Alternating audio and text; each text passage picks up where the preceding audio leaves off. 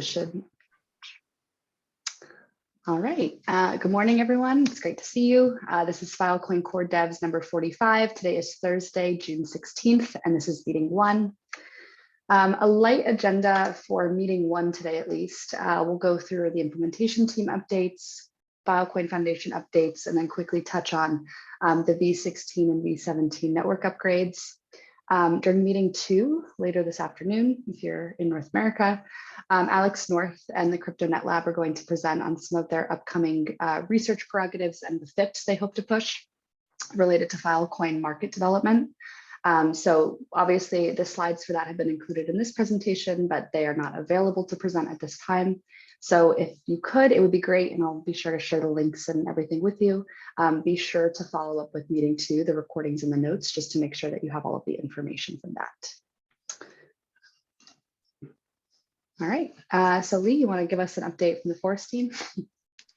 Yeah, sure. We are almost finished, 99% on the built-in actors testing efforts for the FVM. Just final few remaining PRs are being taken care of, and I think by next week we'll get back to working on Forest, and hopefully we'll be able to be in time for the NV16 upgrade. But in the next couple of weeks we'll be able to speak more on that. That's all from our end. Great. Yeah, and I think as you switch priorities a little bit away from actor testing as it's completed towards making Forest ready for mainnet, feel free just to flag even between meetings if there's sort of unanticipated risks or concerns. But I think it's great, again, that you guys are going to be able to upgrade with everyone else. So, all right, Jennifer, you want to give us Lotus's updates? Yes, we upgraded calibration. Actually, it's going to be upgraded in an hour. So we are just like preparing that. Right now, I'm working on the announcement for the mainnet upgrade epoch, which is scheduled at July the 6th at 10 a.m. EST, which will be 2 p.m. UTC. This is the same as we proposed in the last core dev call. I just have a very specific epoch for everyone now. So I would love to let the community know. So far, all the monitoring from like butterfly calibration with the FVM testing and new proof testing seems all to be pretty good. So I'm very confident about this upgrade. However, because this probably is one of the biggest upgrade we have done for the Filecoin network since mainnet, I am going to schedule a longer maintenance window for this upgrade. I'm currently thinking about 5 hours, starting an hour and 30 minutes before the upgrade epoch, because that's when the pre-migration starts in Lotus, and lasts about like 3 hours post upgrade, just so the community members or critical ecosystem stakeholders can, be prepared for any responsive action needed if anything happens post upgrade. However, currently, I think the core devs are not expecting any network disruption with this upgrade, but good to be prepared. From the Lotus side, we are also preparing a feature release of V170, has great like market updates, resource manager update. Follow Lotus announcement for the latest update. We are also going to be attending Filecoin Field Toronto in July. I think it's 4th to 6th. So if you are around, come say hi. Right. Thanks, Jennifer. And Jennifer, I saw your comments in the chat also, and we can touch on them in a second. But for Venus, as you could anticipate, the Venus team has tested their upgrade on ButterflyNet for V16, and they're going to be syncing with CalibNet later, I think tomorrow. Double check on the dates, but otherwise they also have some bug fixes to Venus Market, and are going to continue to focus not only on syncing to mainnet on July 6th during the network upgrade, but also on improving the GoFVM SDK that they've been developing over the past couple of months. Any questions that you'd like me to pass on to the Venus team for you?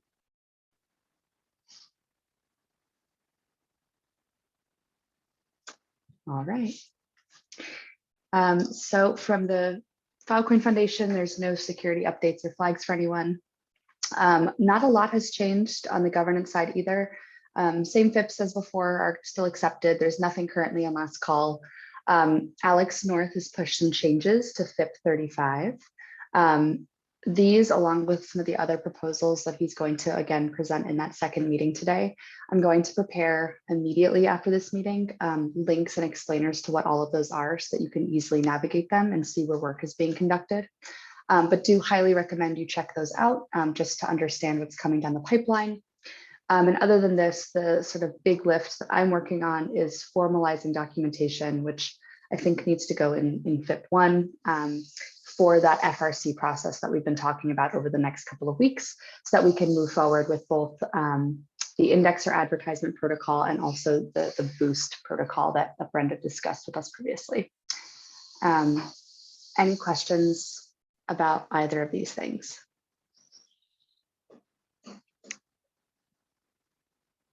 All right. Also, Jennifer, to your points about moving the call and making adjustments so that everyone can hear the CNL proposals. Yes, so you're right. We need to standardize these calls and reorganize them a little bit more. It doesn't work when our group is only 3 people. And usually in meeting 2, it's even smaller than that. It's usually just me, Alex, and Stephen. As we discussed last time, and I have a written explainer of this, it's written, just needs to be added to the repo. After this upgrade, after we do a retro, we are going to switch, I think, the format of this meeting to be once per month with a set group of very clearly defined core devs who have attendance requirements and are asked to come once per month.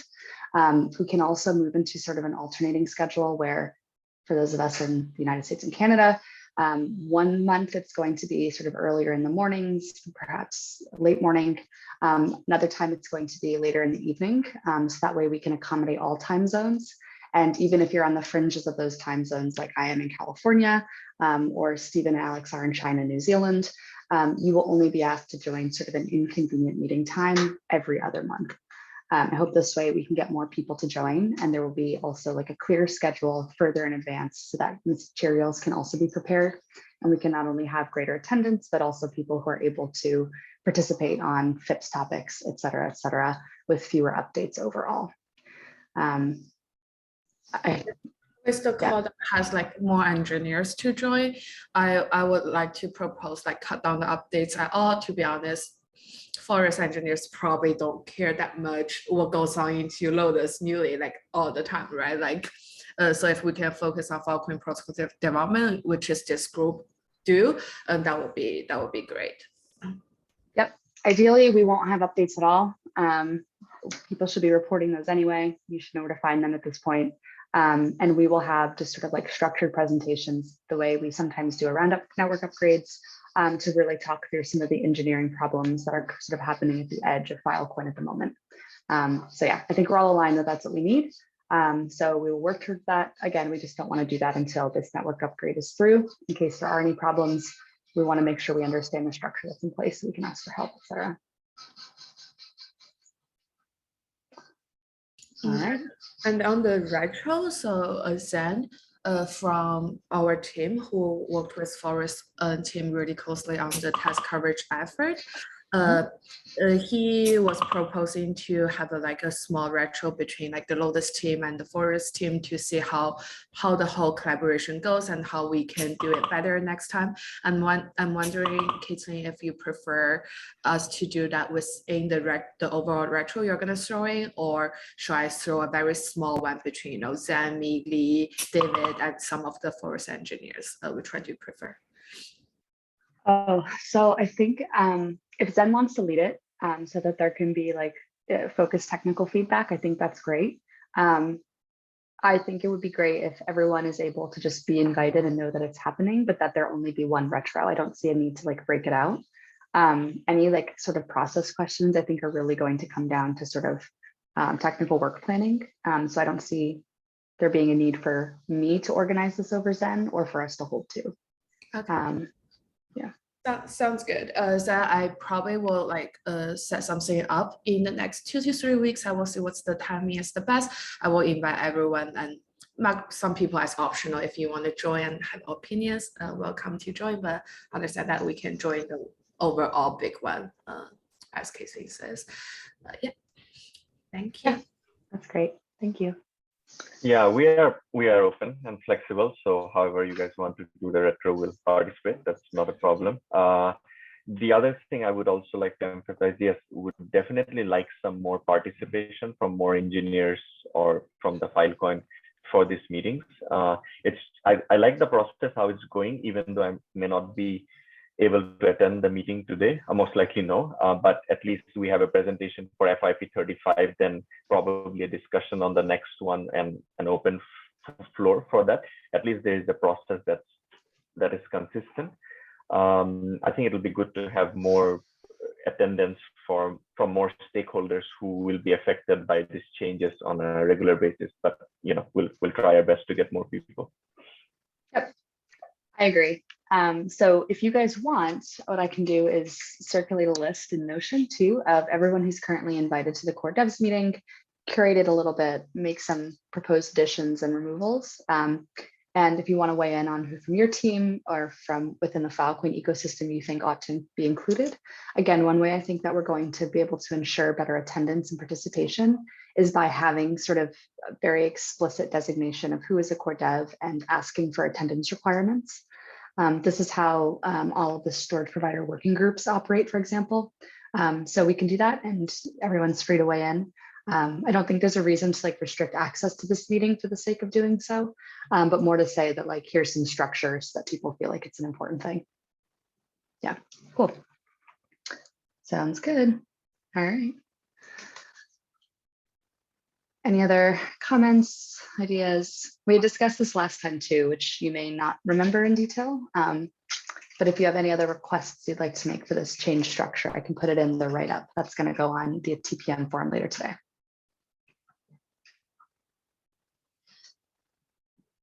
All right, sounds good. So then checking in on Network v16, ButterflyNet was obviously upgraded a few weeks ago. CalibNet upgrade is today, which is very exciting. And as Jennifer said earlier, the upgrade epoch for the mainnet is scheduled for the morning time, approximately of July 6th. Obviously no changes to the FIPS or anything else, but anything you guys want to flag, ask questions about, etc. I'm thinking if I should surprise you with a FIP, but I decided to not do that to you. It's gonna do me. I can't tell if you're kidding, but oh no, there's no FIP stuff. I was gonna say, I was like, I don't know.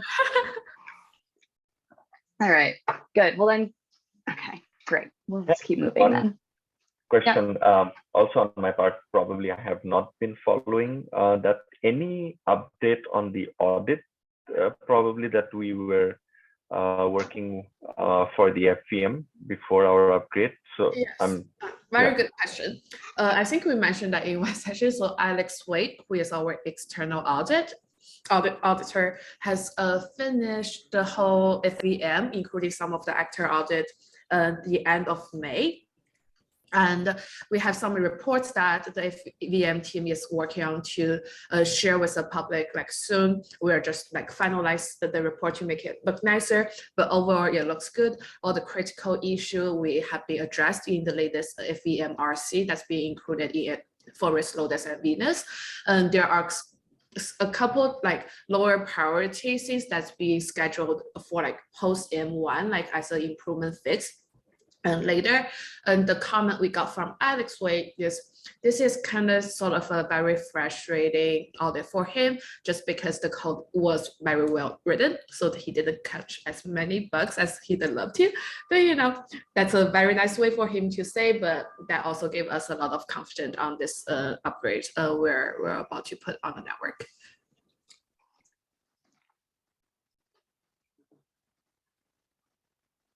That's great. Thanks, Jennifer. All right.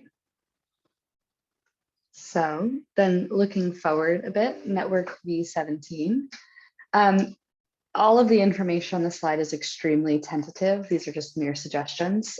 We still have the open thread in the TPM forum. So if you'd like to suggest a name as well as a scope, FIPS, etc., you're welcome to do so.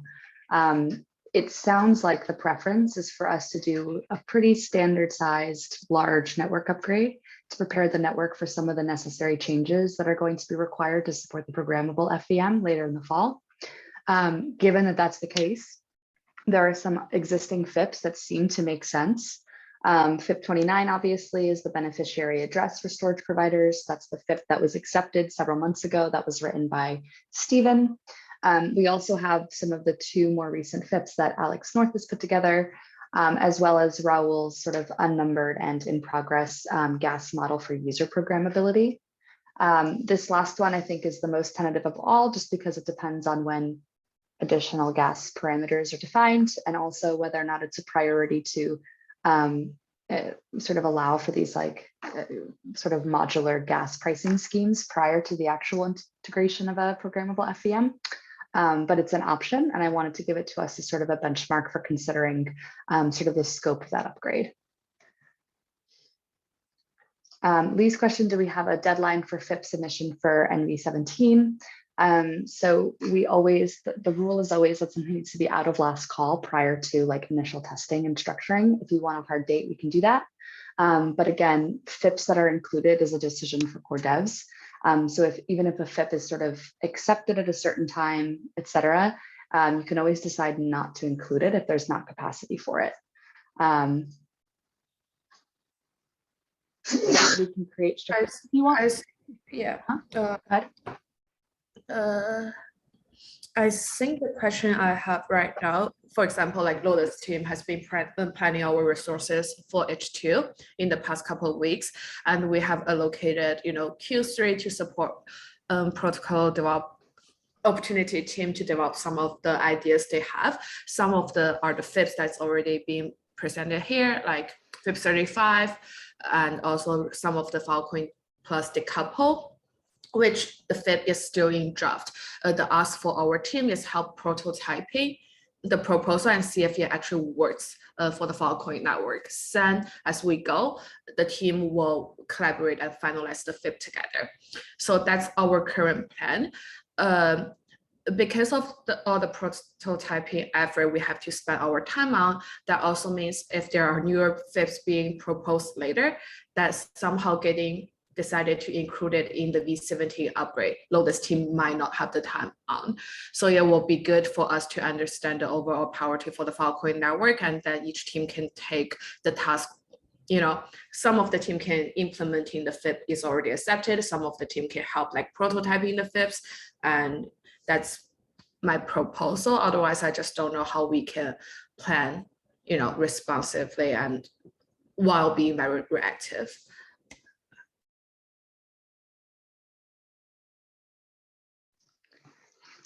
I think that's perfectly fair. And I think that development pathway makes sense. You said this is with some of the proposals to decouple power from storage deals, correct? The Filecoin Plus changes? Yeah, so basically working towards the system actor refactor to enable more use cases once FVM2 comes. Well, sounds good. I think this makes sense. The only thing, of course, to keep in mind is that if you do a lot of development work and testing prior to the FIP being fully completed or it actually being accepted, this is one I can foresee there being some sort of like a lot of community questions about, as well as some challenge and some hesitation, especially from the folks over at Filecoin Plus. This is also one that needs to be flagged for the Crypto Econ Lab for their feedback and weigh-in. So I think that's just a note for me more so, but I wanted you to know as well that this one is going to be complicated. Yeah, that's a very good flag. As far as I know, this specifically the Filecoin Plus decouple FIP the idea was shared with the Filecoin Plus community and the notary community about 1 to 2 months ago, and everyone seems super supportive on that. We should ask very early opinion from crypto econ team and see if they have anything to alert. But yeah, I agree. And also, like, I feel like Lotus is working on Mesa. It's like, if like prototyping, the same we prototype doesn't end up in the Filecoin network, that's okay, because like we have to do experiments to move fast, right? So Sure. so we are also accepted of that. Sure. So if that's the case, so if there's this power decoupling FIP that is a priority that Lotus is working on, it could be that that drives the scope of the network upgrade, and that there are a few things other than that the team is capable of implementing. I don't think the Forest team would have too many concerns, because it would mean that they're not having to handle upgrading 4, 5, or 6 complex FIPs. But we should keep it in mind. I'll add it to the potential FIPS list, and it's good to know.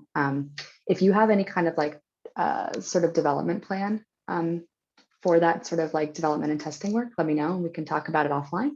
But it sounds like that may end up driving the scope of V17. Yeah, cool. Lee or Josh, any questions, concerns, ideas, thoughts? Not on mine. Thank you. All right. Anything else from you, Jennifer? No. All right. Okay, so we will go towards confirming these details. I think it would be really helpful if we can get a very rough and tentative timeline for V17 approved by the time we reach mainnet upgrade. So early July, we have a little bit more clarity around V17 will look like. So we can touch on this again at the next meeting. And again, if you have thoughts in the meantime or want the most up-to-date info, it's going to be on Jennifer's thread in the TPM repo. Yeah, I know you can't give a timeline, but we'll drive the scope around the decoupling bit then. Oh, gotcha. If that, it would be great if we can get alignment with Alex North later today in the other session. If that's the way that he thinks is, is right for us to go, we would love to support that. Yes. Sure. Which brings us to Alex's slides, which I am not going to present. I'm not the best person to speak on this, but I did want to include them in the slide deck. So if anyone wants a copy of it, you can have it. So of course, Alex North is going to walk us through sort of the 2 streams of work that his team is focusing on, which is enabling storage markets and providing expanded capabilities once the programmable FVM goes live. There is this link, I think, is very valuable, Lee, especially if you haven't seen sort of the Notion page that has been put together to sort of track some of this work and plan out some of the high level thinking. Again, I'll share the slides with you so you can access it and make sure that you can see through this. But there are also sort of useful screenshots here, as well as what the team is thinking about. So again, it will be up to us as a group to decide which FIP priorities we are able to implement into the network. I will work on making sure that they are accepted, et cetera, in time. But I think to Jennifer's point earlier about like, should we have like a final sort of due by date for FIPS that want to be included? I think this is one place where we'll need to really communicate very openly and collaboratively, because it's important that if the CryptoNet Lab team has 6 or 7 FIPS that they want to push, certain ones are interoperable with one another or depend on one another. We want to make sure that they're not shipping them at times when they're inconvenient or impossible to include in V17, but need to be.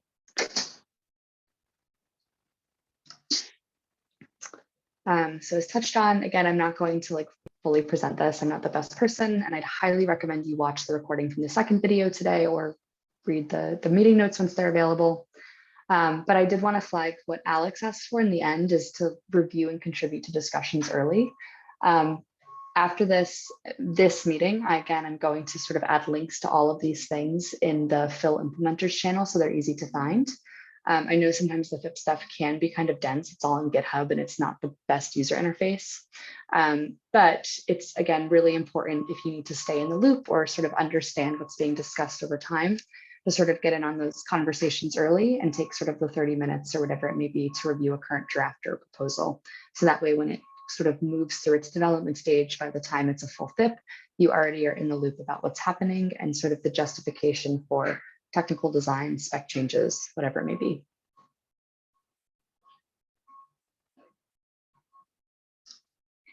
All right. Otherwise, we have no other discussion items today. Any questions or items from you guys?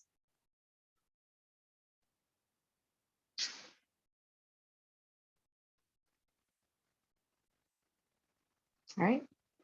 Then, as promised, again, we have a shorter meeting this week. Like you guys, I'm also looking forward to moving to our new format, which I think will be great going forward. But thanks for joining today, and I think you can have the rest of your hour back. Thank you. Thanks, Thanks, guys. guys. Appreciate it. All right. Bye. See you.